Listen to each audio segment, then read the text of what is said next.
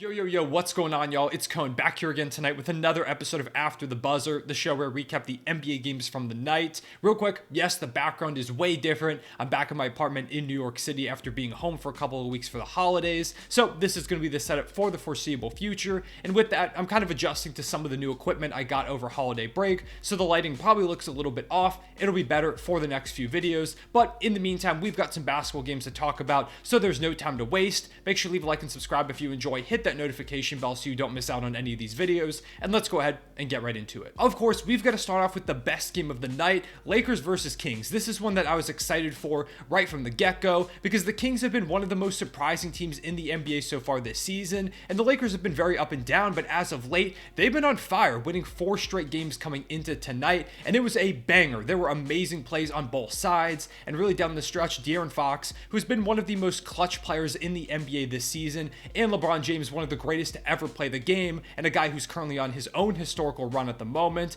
They were trading buckets every time they went down the court. It was like a De'Aaron Fox turnaround mid-range jumper or a floater. It felt like LeBron was bullying his way to the basket, and some of the other Lakers were getting involved too, to the point where at the end of the game, Dennis Schroeder got fouled by De'Aaron Fox with just a couple of seconds to go, and the Kings weirdly challenged this with their final timeout. I don't understand why they did it. The game was tied, so if they had the foul, worst case, Dennis Schroeder hits 2 free throws, you call a timeout to advance the ball, thus giving you a chance to draw up an inbound play to either send it to overtime or win with a 3. Instead, they lost the challenge because it was pretty clearly a foul by De'Aaron Fox on Schroeder. Schroeder goes ahead, hits the 2 free throws, and now you have just 3.6 seconds to inbound the ball, bring it all the way up the court and try and get a shot off, which De'Aaron Fox got a decent look from about half court to try and win it, and he did kind of get hit on the arm by Russell Westbrook. He voiced a lot of frustration towards the referees after this game, including on Twitter, where some people are clowning him, some people are sympathetic, but regardless, it probably should have been a foul. But in the end, the Lakers come out of this one with a huge win that, like I said, gives them their 5th win in a row. This would be impressive on its own, but it's made even more impressive when you consider the fact that they haven't had Anthony Davis for any of these games, as they won't for probably the foreseeable future, but they also haven't had key role players like Austin Reeves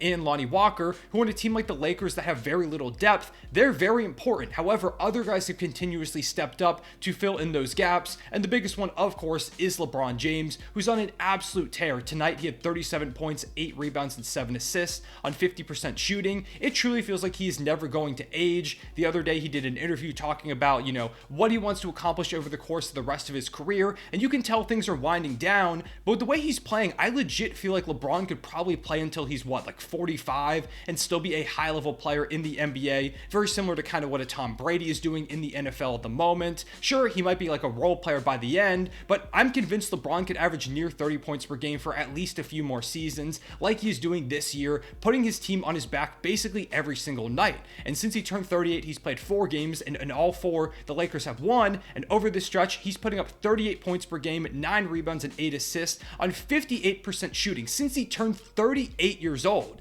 This is not just unprecedented, this feels impossible, and I know people continuously say, LeBron, year 20, he shouldn't be able to do this, and I don't want to continue to harp on those same notes, but come on, this is ridiculous. We don't ever see guys do this. It has never happened in the history of the sport where we've had a player with this much mileage of this age still being one of the top 10, maybe even top 7, 5, whatever you want to put him, players in the NBA at the moment. It's just completely absurd, and he's been by far the biggest reason for the Lakers' continued success over this recent stretch, helping them keep afloat without Anthony Davis, who looked like an MVP and Defensive Player of the Year candidate before he went down. But it's not just all LeBron. He could be putting up 38 points per game, and the rest of his team could be terrible, and they'd probably still lose a majority of these matchups. However, including in a game where they didn't have LeBron against the Miami Heat, multiple guys have stepped up in such big ways. The first guy I want to talk about is Russell Westbrook. Like I said multiple times on this channel, my favorite player of all time. It hasn't been pretty for him in Los Angeles, not at all what me and many others were hoping and expecting for.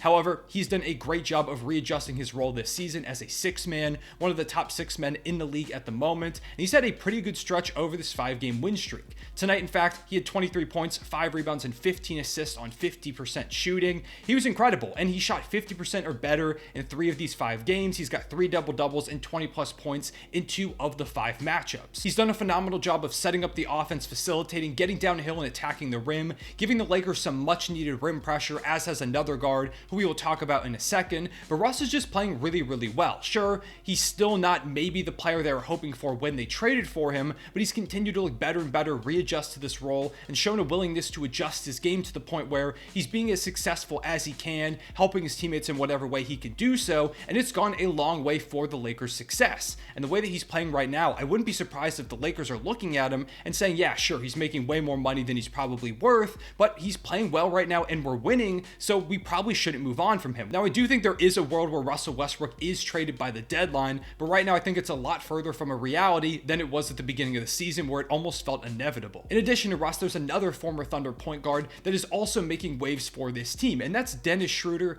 who the Lakers brought back to the roster after kind of a bumpy campaign last time he was with the squad, but he's really starting to turn things around and looking like the player that the Lakers reportedly offered an $84 million contract, which is still kind of absurd if he really did turn that down. Schroeder tonight had a 20-point outing, and over this 5-game win streak is averaging 21.4 points per game, 3.8 assists, and 2.6 rebounds on 51% shooting and 54% shooting from deep, which is very, very impressive. He's a threat to get downhill. He's a threat to hit from the outside. He can facilitate. He's playing some pretty solid defense. He's doing basically everything the Lakers need in a backcourt guy at the moment. He's the perfect fit right there alongside guys like LeBron James and Anthony Davis when he does come back, as well as another big man who's been playing phenomenally and is one of the bigger reasons as well to why the Lakers have been so successful, and that's Thomas Bryant. Bryant has been a monster, and when they picked him up, I didn't think he was going to change them from a lottery team to a contender or anything, but I did like the fit a lot in theory alongside LeBron and Anthony Davis. He's not a phenomenal defender, but he can block some shots, he can grab some boards, and he can space the floor too,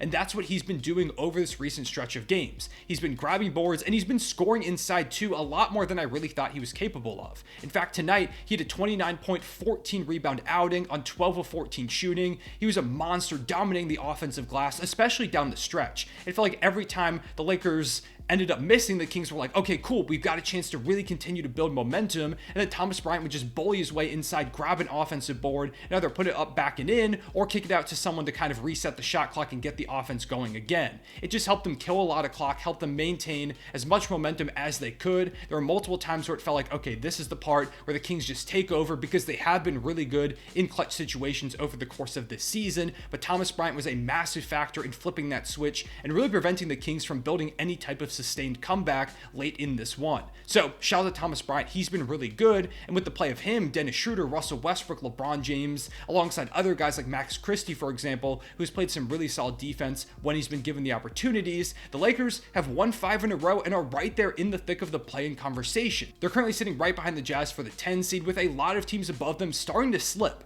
The Jazz themselves have lost 6 out of their last 7 games. The Suns and Clippers have lost 5 in a row. The Blazers have lost 4 out of their last 6. They've got a real shot to establish themselves right now, continue this momentum. Even without Anthony Davis, they've looked like a really solid team, and they've got a chance to truly build up some momentum to the point where when Anthony Davis comes back, if they're just in the thick of the play-in conversation, there's a real chance they could end up turning this thing around and making the playoffs, especially if they finally make some moves by the deadline. Now, I will say their schedule upcoming is absolutely brutal. Let's read off who they've got leading up to the All-Star break. Teams include the Nuggets, the Mavericks, the Sixers, the Rockets, the Kings, the Grizzlies, the Trailblazers, the Clippers, the Spurs, the Celtics, the Nets, the Knicks, the Pacers, the Pelicans, the Thunder, the Bucks, the Warriors, the Blazers, and the Pelicans again.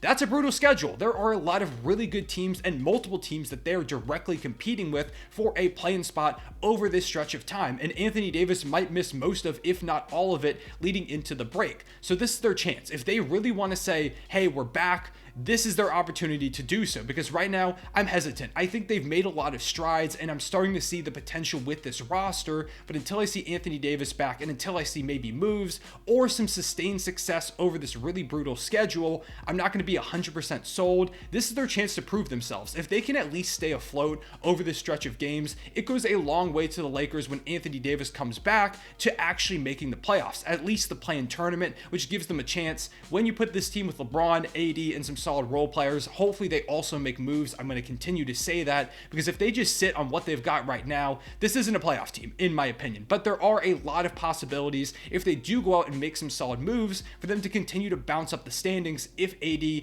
is the same player that he was pre-injury when he does return. I think there's a really good chance the Lakers come crashing back down to earth over this stretch, but hopefully they prove me wrong, go out and at least win like half of these games, maintain hanging right around 500, and then Anthony Davis comes back and you make a move, move, and all of a sudden you've got a chance to maybe actually make a decent run in what is a wide open Western Conference. In some other news, we had Chicago versus Utah in a Lauri Markkanen revenge game. However, it was the Bulls that would have the last laugh, mainly due to the play of their two star guys. Zach LaVine had 36 points. He's been a monster as of late. He had 11 threes against the Sixers just in their last game. DeMar DeRozan had 35 himself, and the Bulls have now won 8 of their last 11 games. It's mainly due to the play of those two guys, but they're also getting some outside contributions, in particular from a guy like Patrick Williams, who seems to maybe be turning the corner. Now, this was a pretty bad game from him. He had just 7 points on 2 of 10 shooting, but prior to that, he had 18 points against the Sixers and 22 against the Brooklyn Nets, both games against top Eastern Conference contenders that the Bulls won, which is super weird because last year, if you remember,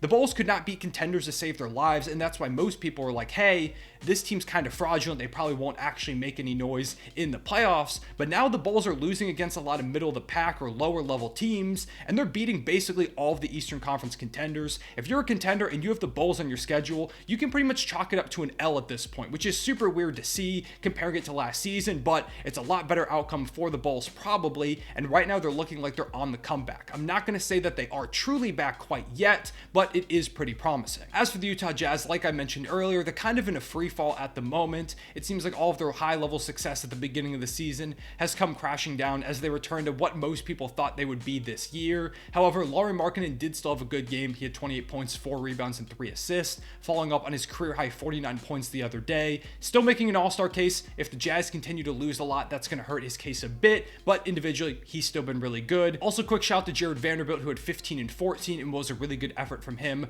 playing their small ball center. However, the Jazz right now just aren't doing too well, and I wouldn't be surprised if we see a fire sale, at least with guys like Jordan Clarkson, Mike Conley, maybe Malik Beasley, by the time the deadline rolls around. The final game I want to go in depth into is Magic versus Warriors. This is one that I watched part of on my Playback TV stream earlier today. If you're there, I really appreciate you checking it out. And if you weren't, make sure to follow my Twitter for updates on that. I'll also try and post in the community tab whenever I go live there. You can watch NBA games alongside me. I think I'm going to go live on Tuesday, this upcoming, for the Thunder versus Heat game, the OKC Thunder's only national televised game of the season, so you know I got to be watching that one with y'all, so make sure you check that out. But yeah, Magic versus Warriors. The Magic get a pretty solid win. They're continuing what's been a pretty hot streak for them, and they're led, of course, by their two-headed monster of Paolo Banchero and Franz Wagner, who are one of the most fun young duos in the league. Paolo had 25, 5, and 3. Franz had 24, 2, and 2. And also want to give a shout to Markelle Fultz, who had 16 points, 5 rebounds, 7 assists, and 6 steals. I want to see him succeed so badly after everything that happened to him earlier in his career, and he's really starting to make a name for himself in Orlando. Ever since he's come back, the team has looked so much better. He's a great playmaker. Like I said, he gets in the passing lanes too with 6 steals. He was hitting some pretty tough mid-range jumpers as well, and it's just cool to see Markelle kind of find a home in Orlando. As for the Warriors, their offense just kind of fizzled out after a pretty solid first half. Poole shot 5 of 18. Andrew Wiggins in his return game shot just 4 of 12. Anthony Lamb was kind of keeping them afloat early in this one. He tied his career high with 22 points in the first half, and he would end up breaking it over the course of the game by dropping 26, but he just kept shooting. It felt like he was like, oh, I'm hot, I gotta shoot this ball, like give me the rock, and he ended up shooting below 50%, so probably not what you want to see, especially when he's the one who takes the most shots out of anybody on the roster. Steve Kerr was also throwing out some super weird lineups today. I think they had one which was all like fringe bench guys. There was Ty Jerome, Moses Moody, Dante DiVincenzo, Andrew Wiggins, and Patrick Baldwin Jr. There are some solid pieces, and maybe he's just trying to feel things out over the course of the regular season, but that stretch was one that was really brutal and ended up costing them a lead heading into halftime, and that momentum kind of just carried over. To wrap things up, the Celtics got a close win over the Spurs, led by Tatum with 34 points, Jaylen Brown with 29 points, and Malcolm Brogdon with a 23-point, 7-assist outing. And finally, Luka Doncic had another casual 34-point triple-double, while Christian Wood had 28 points in just 24 minutes as the Mavericks blew out the injury-riddled Pelicans. With all that being said, I appreciate y'all watching. Make sure you leave a like and subscribe if you enjoy, and hit that notification bell so you don't miss out on any of these videos. Go ahead and comment down below letting me know, do you think the Lakers are truly back, or was this just a fluke and easy schedule portion that kind of get them some momentum, but with this upcoming brutal stretch, do you think they'll come back crashing to earth, or will they actually make it pretty decently through and get Anthony Davis back for eventually a playoff run? Appreciate y'all watching. I'll see y'all later. Real One Say back.